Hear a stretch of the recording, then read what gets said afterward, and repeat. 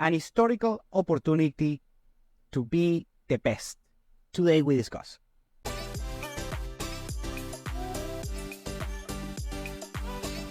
Welcome to Venezuela Insider, the only place in Venezuela for expats, digital nomads, entrepreneurs, investors, travelers, and related internationals. For more information, venezuelainsider.com. Now, if you are in business or entrepreneurship or in economics and that kind of stuff, you can see that the people and the companies and the governments that dominate any given particular endeavor or industry are very few, and they are next to impossible in order to compete with. For instance, we can talk about Silicon Valley and also talk about the quote-unquote FANG stocks. And in case you don't know, it's those particular cohort of companies, usually tech companies, that dominate their respective markets. We have Apple, we have Amazon, we have Google, Facebook or Meta, as you want to call it. Right now, Tesla, you can also include it. And what happens with these particular companies? Those companies are basically, they have what is known as a competitive advantage, a niche. So they are dominating their competition and it's virtually impossible to compete against them. Of course, you can go case by case. That, for instance, Google, that most likely is the platform that I'm using right now in order to share this particular piece of content, they basically have no competition. Many have tried in order to compete with Google regarding the search engine or all of the other services that they offer. And of course, they are niches on their different operations. I know that, but let's be honest, Google is basically the juggernaut of their industries. Very good on that. Same thing with Meta, Facebook, if you want to call it. Of course, they own Facebook, they own Instagram, and that kind of stuff. And I'm not going to say if that's a good thing or a bad thing, but basically they have a monopoly on social media. And that's why, of course, one of the reasons that Mark Zuckerberg is one of the richest men in the world. And we can go the same thing regarding Apple. Competing with Apple is difficult. Of course, they have more competition because there's a bunch of companies manufacturing, particularly these gadgets, and of course, but the Apple ones are more aspirational on that particular regard. So, okay, good for them. I'm not gonna talk shit about it. Also, you have companies like Microsoft that's still a juggernaut after 30 years or so. And we can go on with many different industries on a lesser scale.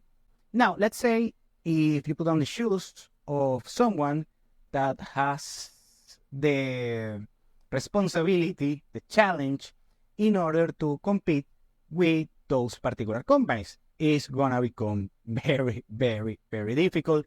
It's gonna be next to impossible to do so, even to get market share. Now, let's go on a lower scale. Let's say you have a company that's a particular supplier on a particular regional market.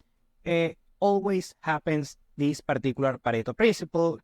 One company or a handful of companies, they have a monopoly or an oligopoly on these particular markets, and taking just 1% of market share of that particular market sounds a very titanic situation, a titanic challenge. But the only way that you can attempt in order to take just a small share of that particular market share is being with a lot of innovation, a lot of investing, a lot of course, the know-how or your particular industry. And that becomes a draconian challenge that on 99.99% of cases, it will be a disaster. Meanwhile, in Venezuela, is not gonna be the case. And let me explain why. Because on this particular turmoil that we had on the past decade, we had an 80% GDP collapse. And right now we have recovered just a fraction of that particular collapse on a country that should not have seen this particular collapse on the first place. And I have to be responsible with that. However, on this particular turmoil, there are also opportunities. You know that particular saying that hard men build good times, and good times build weak men, and weak men create hard times. Well, we are on this particular cycle in Venezuela. We are starting to live those hard times, and hard men, on this particular case, hard businessmen, can create great times for the future. So if you do business in any kind of regard, you have an opportunity in Venezuela that you're not going to have on other country in the world, probably on your lifetime. Because let's say if you come from a Western nation, developed nation, where the market is very difficult in order to get just 1-2% of the market share.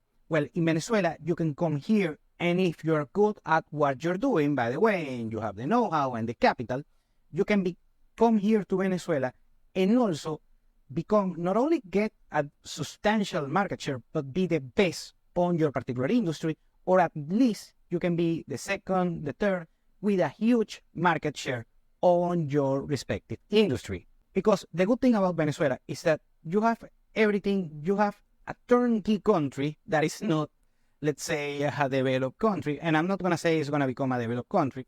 It's not what I'm saying. It's going to be way more developed on the next 10 years. I'm certain about it. But that's another thing. The point is that you're still lagging. Venezuela is still lagging time-wise compared to the rest of the world, regarding innovation, regarding business strategies, regarding technology, and so on. So the good thing about Venezuela is that you can implement a proven concept and make it profitable here with less competition, with more market share. And I mentioned this a lot of times here on the platform, but it's your first time I'm going to mention it yet again. It is the case of the ride-sharing services that have been popular and profitable on the past decade on the rest of the world, not only in Western nations, but also in Latin America. Well, in Venezuela, that lack a lot, the time frame where you should start seeing this on the streets. And a couple of platforms, I'm not going to mention it again because they don't pay me for advertising, they were successful in order to implement this particular business strategy, a couple with the Venezuelan nuances. But it's not only about tech. I'm talking real, traditional, old-school business models that have worked throughout the decades and centuries, and they are still relevant today. You can apply it in Venezuela as well. First, increase your market share and become probably the 1, 2, or 3 most dominant company within your industry for two things. First, we are lagging.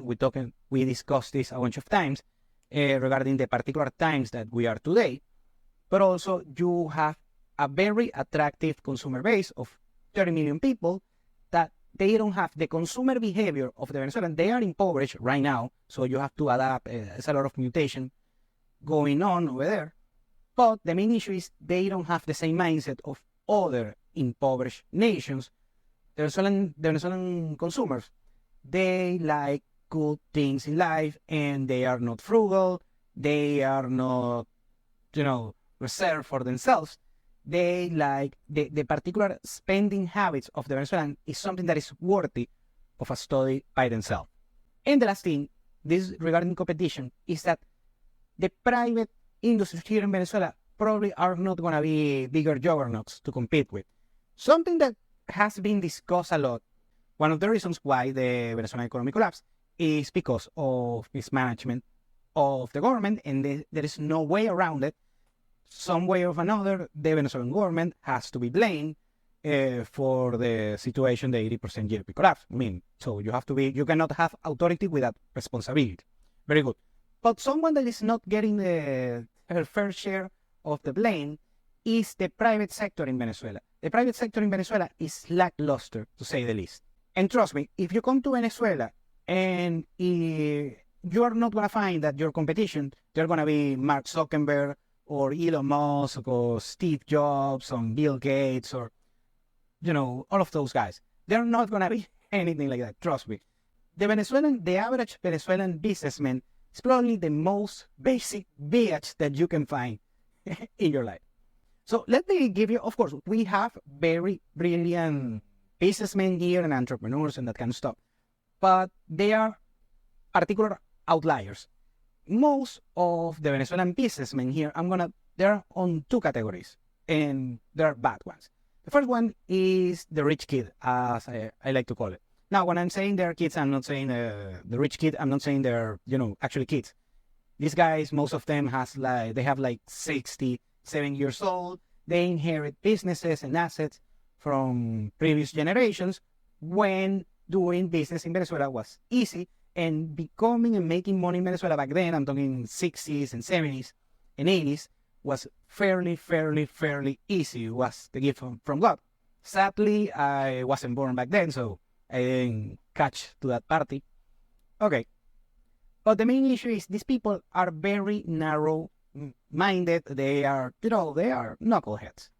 And they, of course, they know something about business administration and how to resell things and supply chain. I'm gonna, to be honest, of course, they have some skills. But these people are not some sort of geniuses of business or anything like that. They are lackluster businessmen, to say the least.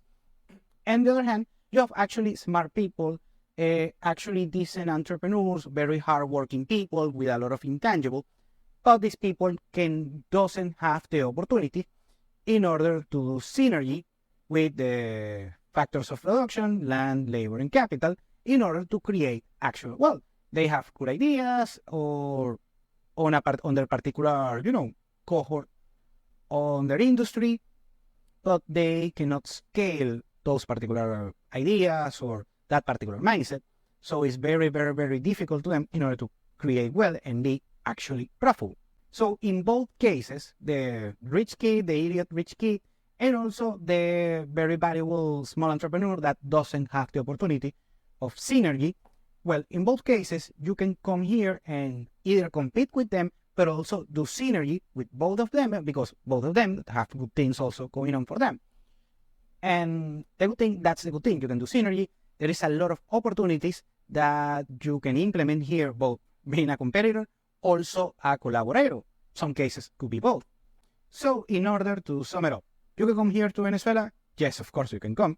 And also find a lot of opportunities back in time that are not available on your particular country, on your particular market, but they are available right now. And when it becomes popular and trendy, that's when you are too late. It's one thing. The second thing is that you have a very interesting rich market with rich mindset. So the consumer behavior here is very special in order to make something, in order to get something going on. And the third thing is competition is not going to be as fierce as you might think. Most Venezuelan entrepreneurs and businessmen are either rich kids that are running behind the ball, or they are very small entrepreneurs with good intangibles, but they don't have synergy opportunities. So that's your shot. You can be the best in your industry in Venezuela, but of course, it's not as easy as it sounds. Thank you for watching Venezuela Insider. Please like, share, and subscribe. Follow us on social media. If you want to work with us, VenezuelaInsider.com. Thanks again, and have a nice day.